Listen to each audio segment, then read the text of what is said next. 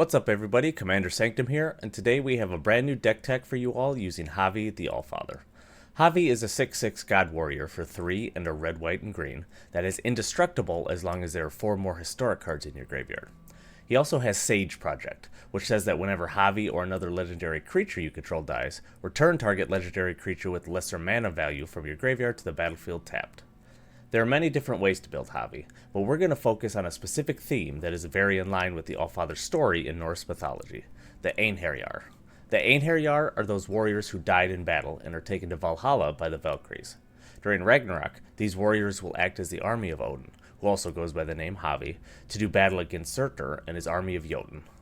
In keeping in line with this particular Havi deck will be comprised of legendary warrior creatures who will do battle on the behalf of Havi, as if Ragnarok itself is happening.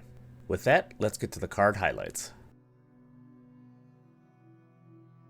To start off our legendary warriors, we have a few that care about casting our other legendary creatures. Jaime McCrimmon can get massive in turns where you're able to cast a number of legendaries, making him great in the later game. Gimli of the Glittering Caves has a similar ability, but gets a +1/+1 counter instead whenever a legendary creature enters the battlefield.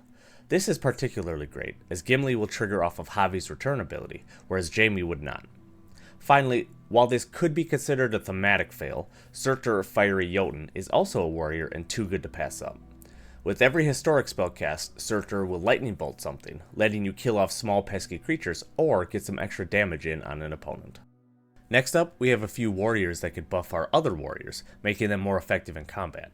Maya Bredegard Protector gives a passive anthem effect to all of our creatures, while also making us warrior tokens whenever we play a land. General Marhald Elstragon makes it more difficult for our opponents to block our creatures, as he buffs any that do get blocked by a significant margin. It's even better as the creature gets the buff for each creature blocking it, meaning double or triple blocks become almost impossible to do.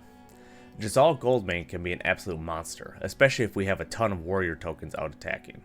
The best part about Jazal is that his ability can be activated multiple times if you have enough mana, making him a very effective win con in this deck.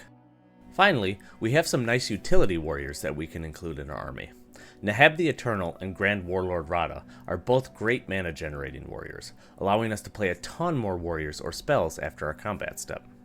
Kazul Tyrant of the Cliffs is one of the best defensive warriors we have access to, as he can make a ton of chump blockers for us whenever we're attacked.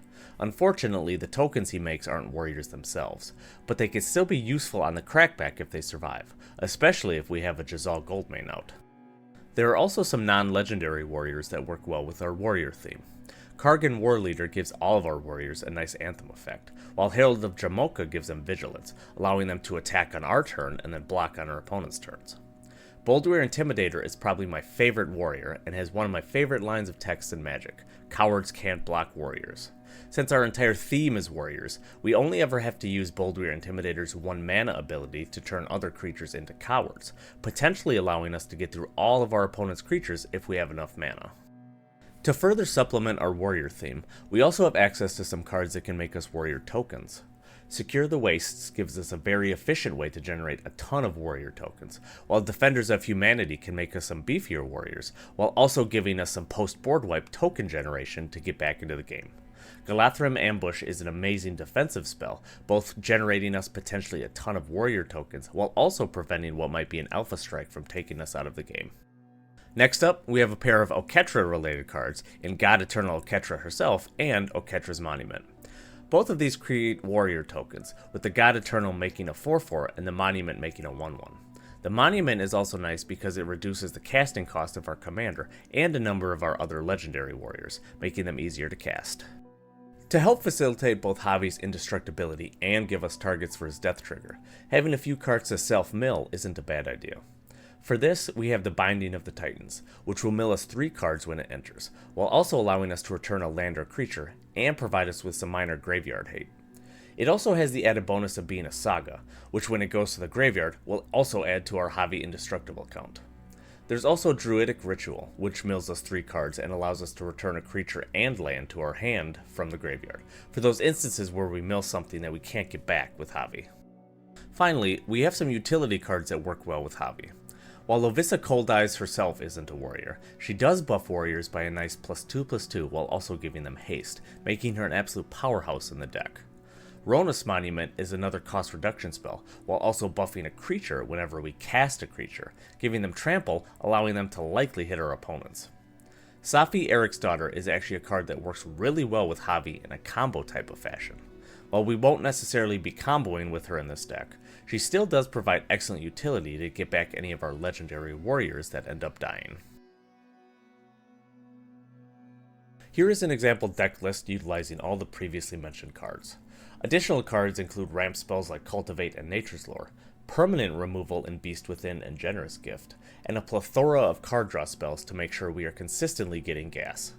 There are also a number of other legendary warriors that synergize well with Havi, as well as additional warrior-specific creatures like Mardu Woe Reaper. If you like warriors or Norse mythology like myself, this is likely going to be a good deck for you. Havi the Allfather is a pretty powerful and fun commander. There's a lot of combo potential with the second ability, and while this deck didn't lean too heavily into that or anything, there's always that possibility if you want to go that route. The route we've taken with this deck tech, focusing on legendary warriors, I think is still a fun and pretty powerful approach to take with them.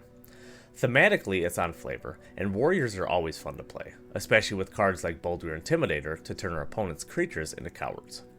While warriors don't have the best support as far as creature types go, there's still enough to be able to make an efficient tribal deck with them.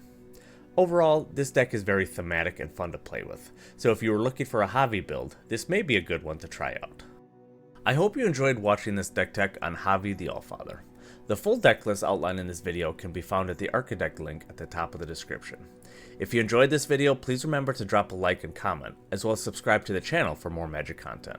Thank you all for watching, and I'll see you in the next one.